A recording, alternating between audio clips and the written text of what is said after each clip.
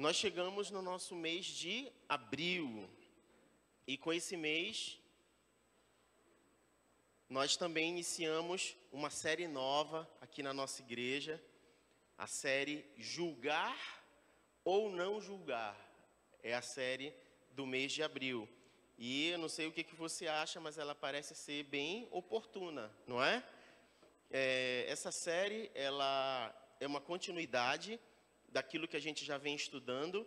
A gente já vem desde o início do ano estudando o livro de Mateus e tudo aquilo que Jesus tem ensinado. E não é diferente nesse momento, porque Jesus ele continua o Sermão do Monte. E na continuação do Sermão do Monte, ele entra então no capítulo 7 de Mateus. E por que isso é interessante? Porque muitas pessoas acham que o Sermão do Monte já tinha acabado, mas Jesus começa lá no capítulo 5 e ele se estende até o capítulo 7. E em todos esses 3 capítulos, Jesus fala muita coisa importante, Jesus fala muita coisa necessária.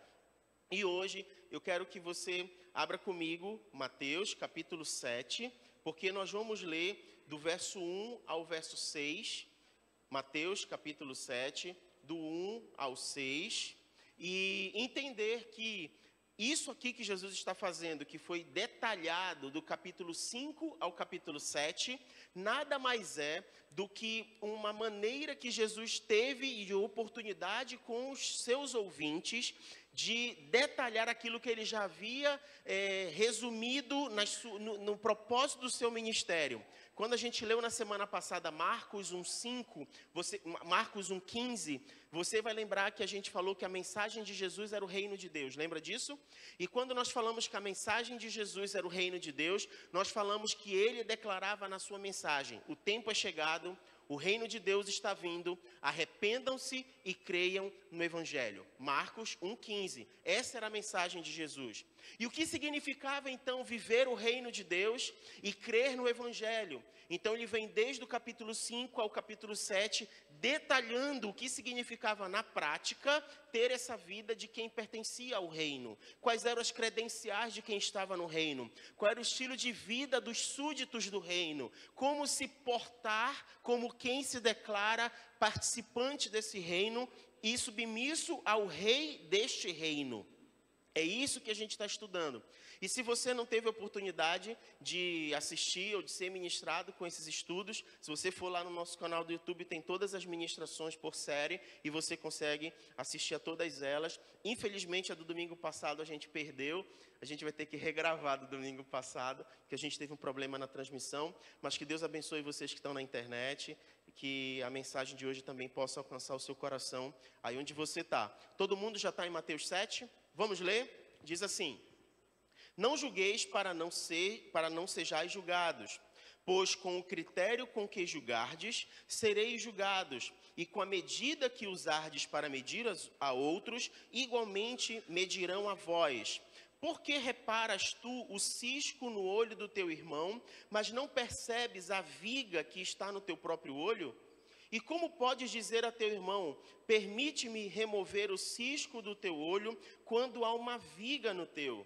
Hipócrita, tira primeiro a trave do teu olho, e então poderás ver com clareza para tirar o cisco do olho do teu irmão. Segura aí que a gente só vai ler o verso 6 depois. E você deve ter percebido que a palavra central do que Jesus está falando aqui envolve a palavra julgar, envolve a palavra julgamento. E essa palavra, ela carrega consigo alguns significados. Infelizmente, alguns significados não tão bons, não tão favoráveis. Então, dependendo do contexto, você acaba confundindo o entendimento sobre a palavra julgar. E eu vou tentar fazer uma ilustração aqui, para que a gente possa entender melhor o que Jesus está dizendo. Então, se eu chegasse hoje com vocês e fizesse a seguinte afirmação: sem roubo, sem ganho. Sem roubo, sem ganho. Como essa frase chegaria no coração de vocês, chegaria no ouvido de vocês? Sem roubo, de roubar, sem ganho. Como isso chegaria no coração de vocês? O que vocês achariam de uma frase como essa? Provavelmente você iria me criticar, ia dizer: pastor, o senhor está ficando doido, porque roubar não é uma coisa boa. Então, como é que o senhor está dizendo que a gente só pode ganhar alguma coisa se a gente roubar? Então, bora colocar no contexto essa frase? Vou chegar lá onde Jesus quis chegar, tá? Não vai se escandalizar antes do tempo. Não sei se você sabe, mas eu pratico CrossFit. Não parece, né? Mas eu pratico CrossFit. E dentro do CrossFit, a gente tem algumas modalidades. A gente tem a modalidade de ginástica, a gente tem a modalidade de endurance, que a gente fala que envolve condicionamento, corrida, etc. E tem uma outra modalidade que é levantamento de peso, que é aonde eu me saio melhor, porque vocês já perceberam que atleta ginástico eu não sou, né? Eu não sou nem o Diego Hipólito, nem o outro lá, o Arthur Zanetti, né? Então, o meu foco é levantamento de peso, né? E no levantamento de peso você tem 2 movimentos. A Lene treina lá comigo, junto com o Mauro, estão aqui.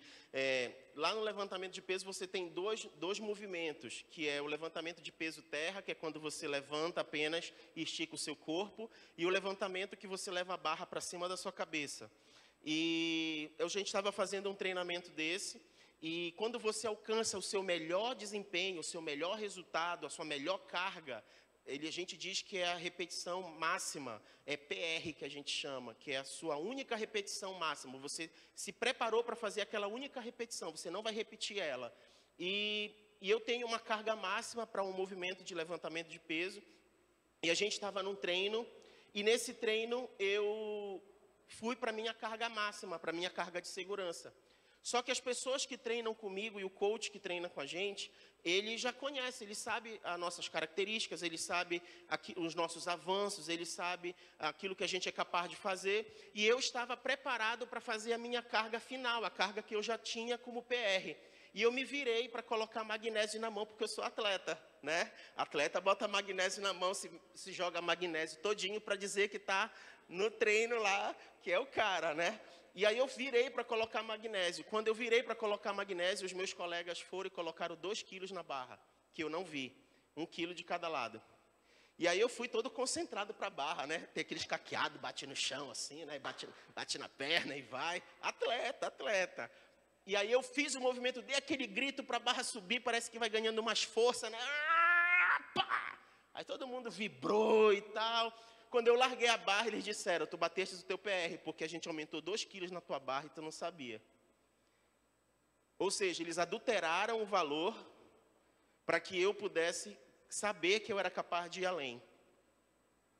Agora pega essa mesma frase, sem roubo, sem ganho, e traz para o contexto aqui da nossa cidade. Nós temos um mercado aqui na nossa cidade chamado Ver o Peso. E antigamente, os mercadores, eles adulteravam as balanças. E aí, quem ia no comércio lá na feira comprar as coisas, corria o risco de estar pagando mais e levando menos.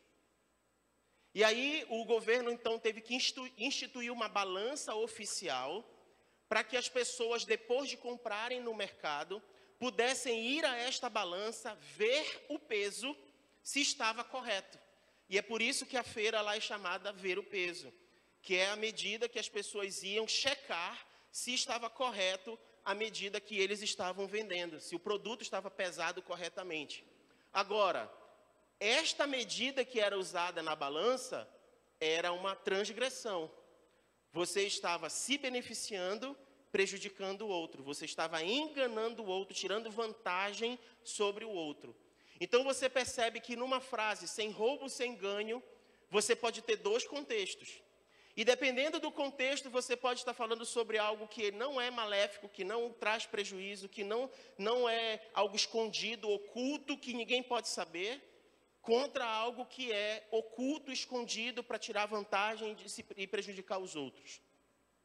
Agora pega esse entendimento, essa ilustração, e vamos trazer aqui para as palavras de Jesus. Quando Jesus usa a palavra julgamento, ele, na verdade, está falando a respeito de 2 sentidos que são descritos nesse trecho que a gente vai ler, que a gente vai estudar, do 1 ao 6. E essa palavra julgamento, então, ela pode ter outros significados. E o primeiro significado dessa palavra julgamento é um tipo de julgamento chamado julgamento temerário. Eu não sei se você já ouviu essa palavra, mas julgamento temerário é um tipo de julgamento apressado, arrogante, baseado em impressões, em informações de segunda mão, em maledicência, basicamente naquilo que eu ouvi dizer. Ou seja, pessoas que tomam juízo, que fazem julgamento das outras pessoas por conta do que ouviram dizer. Para o julgamento não ser temerário, a sua motivação precisa ser trazida à tona e ser examinada. Jesus se refere então nessa passagem à atitude condenável de julgar as pessoas sem amor, o qual ocorre com especial facilidade pelas costas do próximo. Muitas pessoas julgam os outros pelas costas. Sobre esse tipo de julgamento, Jesus afirma no versículo 1 que quem julga se assenta na cadeira de juiz. E quem senta nessa cadeira de juiz também, consequentemente, será julgado. Ou seja, assim como ele se assenta na cadeira de juiz, ele também vai se assentar na cadeira dos réus.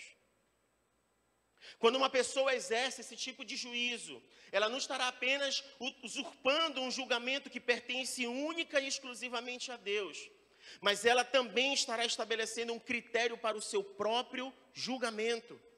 E Jesus já havia citado esse tipo de medida quando ele ensinou os discípulos a orar.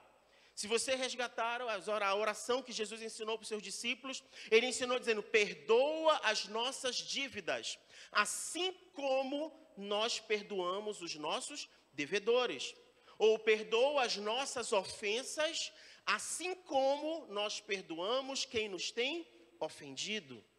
Jesus está usando então a mesma medida. Com a medida que você mede, será a medida que você será medido. A mesma régua usada sobre o outro será usada sobre você. Os fariseus, eles eram um exemplo claro disso. Comumente eles colocavam fardos sobre os ombros das pessoas que eles mesmos não eram capazes de suportar. Abre comigo em Mateus 23, 2.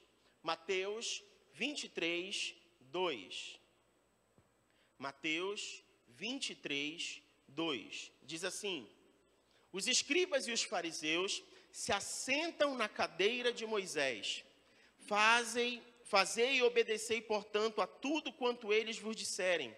Contudo, não façais o que eles fazem, porquanto não praticam o que ensinam. Eles atam fardos pesados e os colocam sobre os ombros dos homens. No entanto, eles próprios não se dispõem a levantar um só dedo para movê-los. Eles agiam assim porque eles acreditavam que eles estariam isentos de julgamento, porque eles eram fariseus, eles eram líderes religiosos. Mas Jesus deixa claro que não haveria distinção entre um e outro, independente da posição que se estava.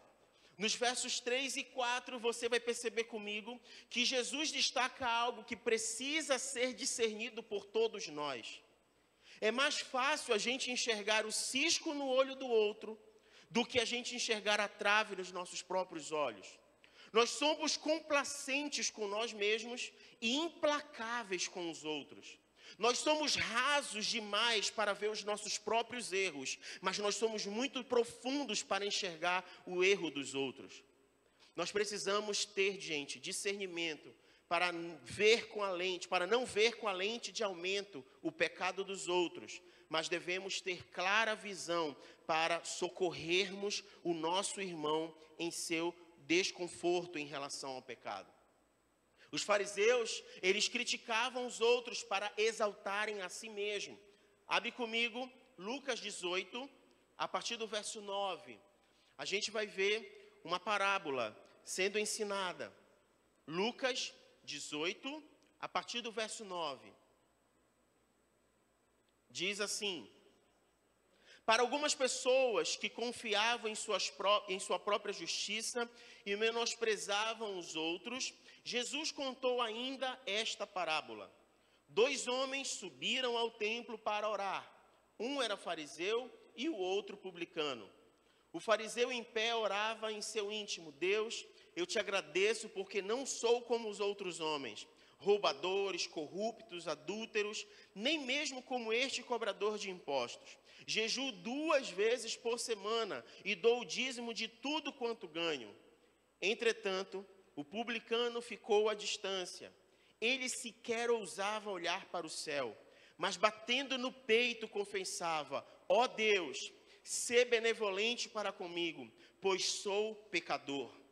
Eu vos asseguro que este homem, e não outro, foi para a sua casa justificado diante de Deus.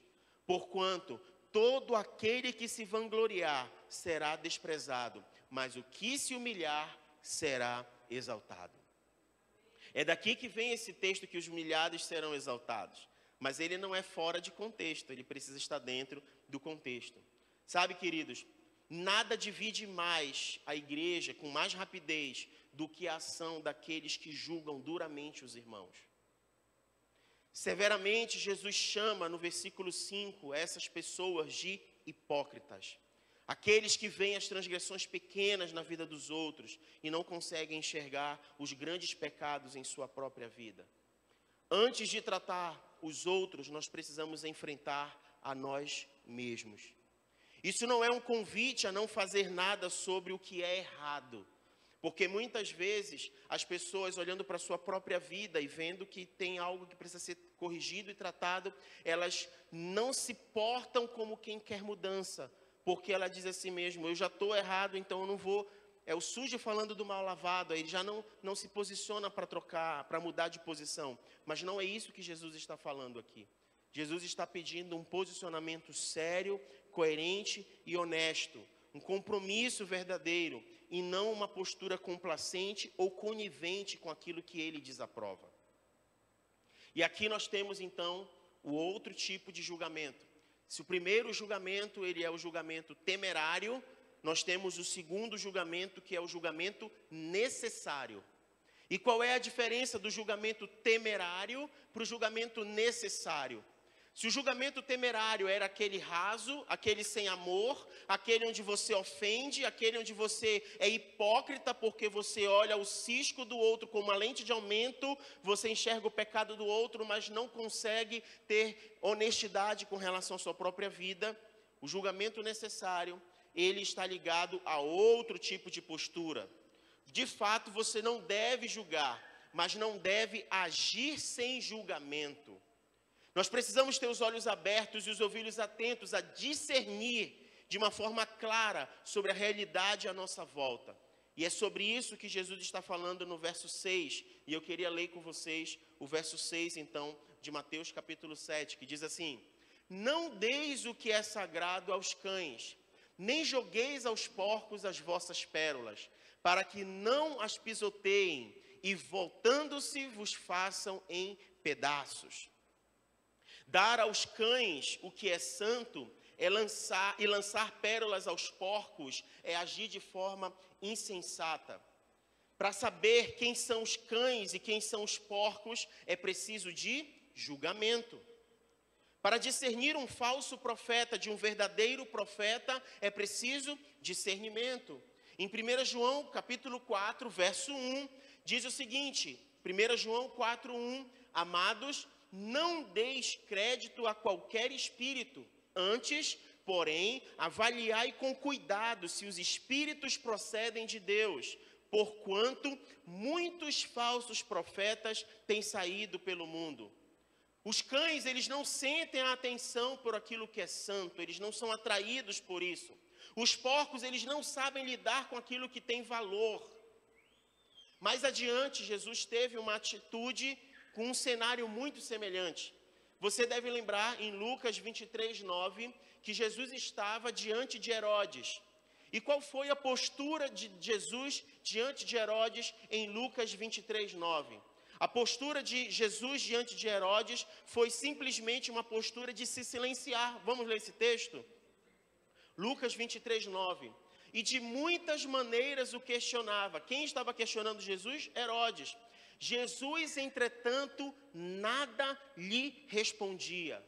Por que Jesus não respondia a Herodes? Por conta da postura de Herodes, arrogante, prepotente, menosprezando e desprezando quem estava à sua frente.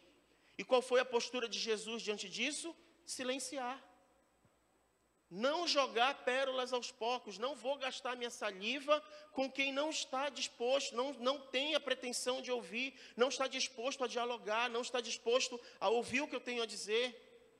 Em outra ocasião, Mateus 21, 23, Jesus também teve essa mesma postura diante de líderes religiosos. Mateus 21, a gente vai ler do 23 ao 27, diz assim: tendo Jesus chegado ao templo, enquanto ensinava, acercaram-se dele os chefes dos sacerdotes e os anciãos do povo e o questionaram: com que autoridade fazes as coisas aqui? E quem te deu essa autorização?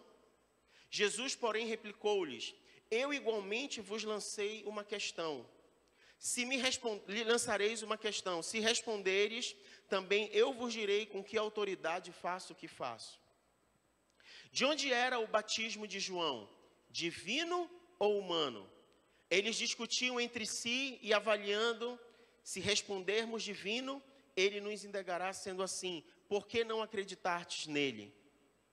Porém, se alegarmos humano, tememos o povo, pois todos consideram João como profeta. Por isso disseram a Jesus: não sabemos. Ao que Jesus afirmou-lhes: nem eu vos direi com que autoridade procedo. Jesus então se cala diante da postura de alguém que estava tentando encontrá-lo em algum erro, diante da postura das pessoas, dos líderes religiosos que estavam tentando achar uma situação em que ele porventura viesse a tropeçar. Julgamento necessário é quando a gente procura discernir o ambiente. É quando a gente tem um juízo de valor. É quando a gente se porta compreendendo o contexto em que nós estamos. O próprio apóstolo Paulo precisou ter uma postura como essa. Abre comigo em Atos, capítulo 13, verso 44. Atos, capítulo 13, verso 44. A gente vai ler até o 49. No sábado seguinte, quase toda a população da cidade se reuniu para ouvir a palavra de Deus. Entretanto, quando os judeus observaram a multidão, ficaram tomados de inveja e de forma desrespeitosa e ultrajante contradiziam o que Paulo pregava. Então Paulo e Barnabé, tomando a palavra com toda a coragem, lhes afirmaram: importava que a vós outros, em primeiro lugar, fosse pregada a palavra de Deus. Porém, considerando que a rejeitais e vós próprios vos julgais indignos de receber a vida eterna, eis que agora nos dirigimos aos gentios. Porquanto, dessa maneira, o Senhor nos ordenou: eu te constituí como luz para os gentios, a fim de que tu leves a salvação até os confins da terra. Ao ouvirem essa declaração, os gentios se alegraram sobremaneira e glorificaram a palavra do Senhor. E todos quanto haviam sido escolhidos para a vida eterna, creram de coração. Verso 49. Assim, a palavra do Senhor era divulgada por toda aquela região. O apóstolo Paulo e Barnabé, confrontando aquelas pessoas, perceberam que o coração delas não estava de forma respeitosa, reconhecendo a palavra que estava sendo ensinada. E o que aconteceu então em relação aos judeus que rejeitaram a palavra? Eles se fecharam para o evangelho. E a quem essa mensagem chegou? Chegou aos gentios. Então, o que Jesus condena? Jesus condena o julgamento temerário. O julgamento como o hábito de fazer críticas ferinas, duras. Mas Jesus não condena o julgamento que seria o exercício de uma faculdade crítica pela qual nós tomamos decisões. E ocasionalmente nós precisamos fazer um juízo de valor. Sobre o juízo de valor, nós fazemos um julgamento. Mas sobre a crítica pela crítica, Jesus está condenando. E nós precisamos exercer mais essa postura de juízo de valor e de juízo sobre a nossa própria vida. Hoje, nós vamos participar da ceia. E eu não sei se você lembra, mas lá em 1 Coríntios, capítulo 11, existe um trecho do texto que fala exatamente sobre julgamento. Abre comigo, 1 Coríntios, capítulo 11, verso 28. 1 Coríntios, capítulo 11, verso 28. A gente vai ler até o 32, e diz assim: examine-se, pois, cada um a si próprio, e dessa maneira coma do pão e beba do cálice. Pois quem come e bebe sem ter consciência do corpo do Senhor, come e bebe para a sua própria condenação. Por essa razão há entre vós muitos fracos e doentes, e vários que já dormem. Contudo, se nós tivéssemos a cautela de julgar a nós mesmos, não seríamos condenados. No entanto, quando somos julgados pelo Senhor, estamos sendo corrigidos a fim de que não sejamos condenados juntamente com o mundo. E o que o apóstolo Paulo está fazendo aqui? Ele está cumprindo exatamente o princípio que Jesus ensinou. Julgar como juízo de valor, julgue para a tomada de decisão. Julgar pela crítica, olhe primeiro para a trave que está no seu olho, antes de olhar com lupa o cisco que está sobre o olho do teu irmão. Se nós nos examinássemos a nós mesmos, nós não seríamos réus do corpo, ou culpados, ou acusados em relação ao sacrifício de Jesus. A recomendação do apóstolo Paulo é: não examine a vida do outro. A orientação de Jesus é: não examine a vida do outro. A de Jesus é: examine a si mesmo. Examine a sua própria vida. Se você precisar julgar valor, julgue mediante a palavra. Mas você pode ter certeza que esse julgamento de valor não será uma crítica rasa, ferina, que magoa, que ofende e que é lançada de qualquer jeito sobre as pessoas. Porque esse tipo de julgamento, ele primeiro trará luz sobre a sua própria vida. Esse tipo de julgamento, ele primeiro trará luz sobre a sua própria condição. E à medida em que você é levado ao arrependimento, o seu juízo de valor, ele se porta de uma outra maneira. Não para condenar o seu irmão, mas para ajudar o seu irmão. Julgar ou não julgar? Eis a questão. Julgar ou não julgar? Eu queria convidar você a curvar a sua cabeça nesse momento. E exercer exatamente o princípio que Jesus nos ensinou através dessas suas palavras. Examine-se você mesmo. E a minha oração nesse momento é que o Espírito Santo nos traga à memória todo tipo de conduta e comportamento que ofende ao Senhor, para que a gente tenha, nesse momento, a oportunidade que só Ele pode nos dar, que é a oportunidade de arrependimento.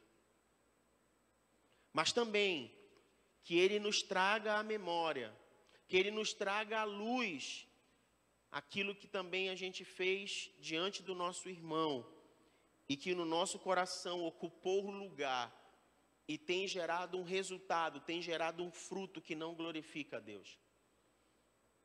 Eu não sou capaz de sondar os corações, então eu não sei o que você pensou ou pensa, eu não sei o que você falou ou fala, mas o Senhor sabe, e nesse momento, diante da sua palavra, Ele nos dá esse momento de oportunidade. Uma oportunidade para que a gente possa se arrepender. Que a gente possa ter uma outra conduta e uma outra postura diante dessas situações. Como corpo de Cristo, como igreja, uma postura de quem de fato está submisso à sua palavra e sujeito no seu reino. Tem esse momento agora.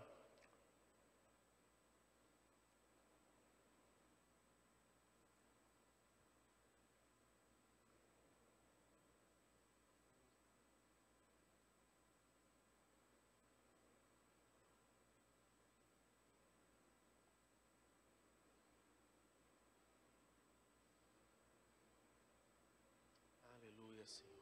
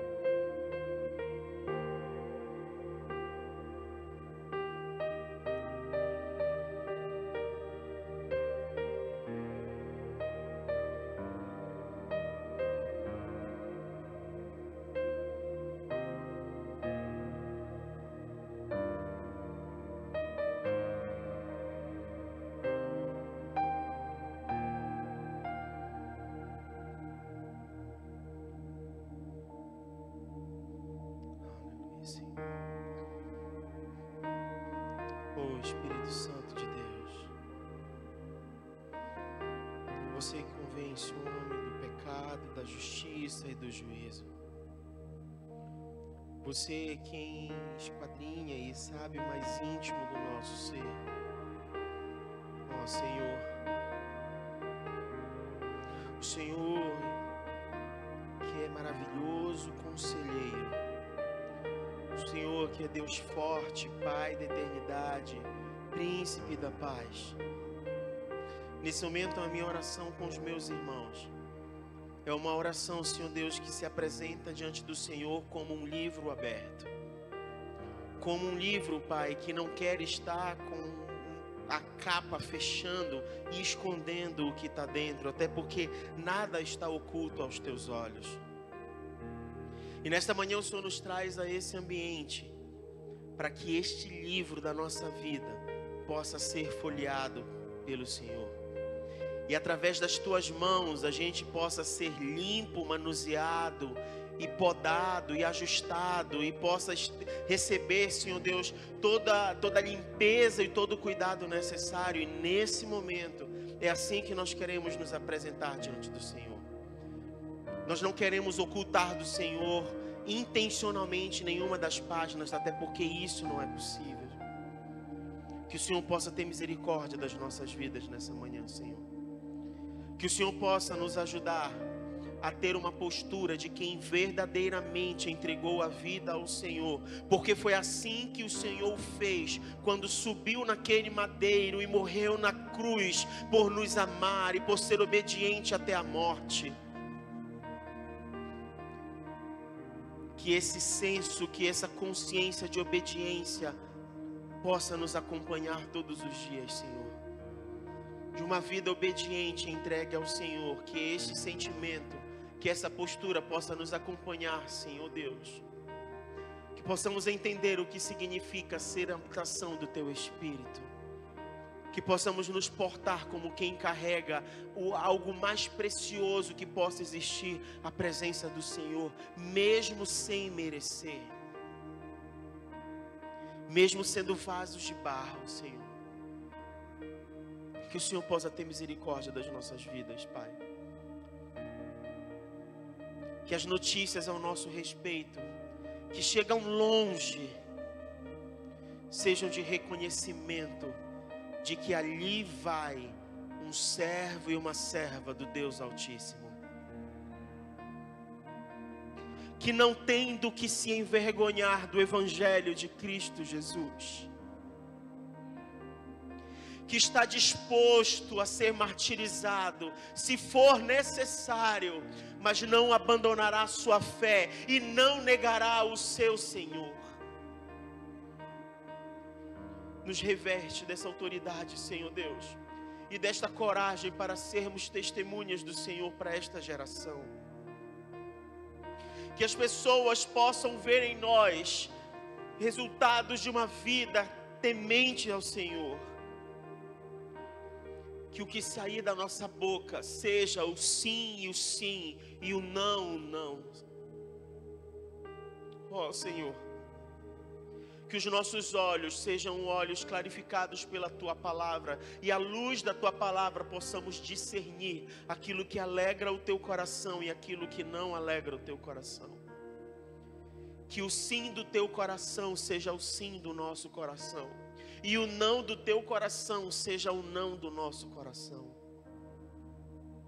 Nos perdoa, Senhor Deus, por amar tantas coisas e nos dedicarmos a tantas coisas e deixarmos o Senhor em segundo plano. Nos perdoa, Senhor Deus, por não Te honrar como devemos honrar. Nessa manhã, o Senhor nos traz um despertamento a respeito dessa conduta. E nós não queremos, Senhor Deus, sermos considerados como os cães e como os porcos. Não queremos rejeitar a Tua palavra. Não queremos ser alimentados por bolotas. Não queremos, Senhor Deus, ser tratados como se nós fôssemos imundos e fôssemos vorazes a qualquer coisa. Nós somos ovelhas e o Senhor nos constituiu ovelhas. E o Senhor é o nosso bom pastor. Porque o Senhor é aquele que dá a vida pelas suas ovelhas. E nessa manhã nós queremos Te agradecer por isso, Senhor. Te agradecer por isso do fundo do nosso coração. Porque nós não seremos capazes de fazer o que o Senhor fez por nós. Mas que a gente possa preparar o caminho para a Tua volta, Senhor. Que a gente possa preparar o caminho para a Tua volta e possa bradar: Maranata, Maranata, Maranata. Ora vem, Senhor Jesus. E que sejamos a noiva do Senhor, ataviada e preparada para este momento, Senhor. A noiva que não está com rugas e não tem vestes sujas, mas que já está com as suas vestes limpas, prontas para o encontro do seu noivo. É a nossa oração nesta manhã a Ti, Jesus. É a nossa entrega ao Senhor nesta manhã. Que o Senhor possa limpar as nossas mãos e purificar os nossos corações. Limpa, Senhor Deus, as nossas mãos de todas as obras que não Te honram, de todas as conquistas que Te ofendem, de todos os passos que o Senhor não autorizou dar.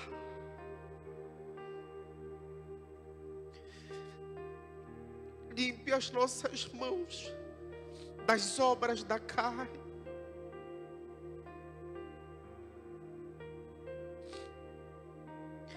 E purifique o nosso coração para aquilo que seja bom, perfeito, agradável, de boa fama, que tenha virtude, que tenha louvor a Ti. Que isso ocupe de fato os nossos corações.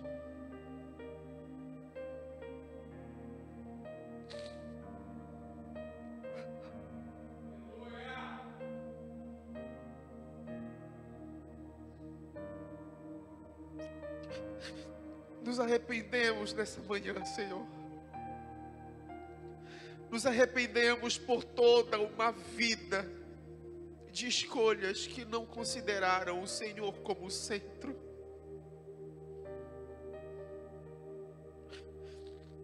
Mas obrigado pela oportunidade. A oportunidade de arrependimento e de crermos no Evangelho Salvador e Restaurador. O Evangelho de bondade, de misericórdia. O Evangelho que muda a nossa história e nos dá um novo nome. Obrigado, Senhor. Obrigado porque não é por merecimento, Senhor. Obrigado, Senhor. Receba toda honra e toda glória e todo louvor, e toda adoração e toda expressão de júbilo e gratidão, de lábios que confessam o teu nome nessa manhã, da tua igreja, Senhor Deus, prostrada, talvez não com o rosto, mas com o coração despedaçado diante do Senhor, reconhecendo que precisa de ti, Senhor. É a nossa oração esta manhã, e fazemos isso em nome de Jesus e para a glória de Jesus. Amém. Amém. E amém.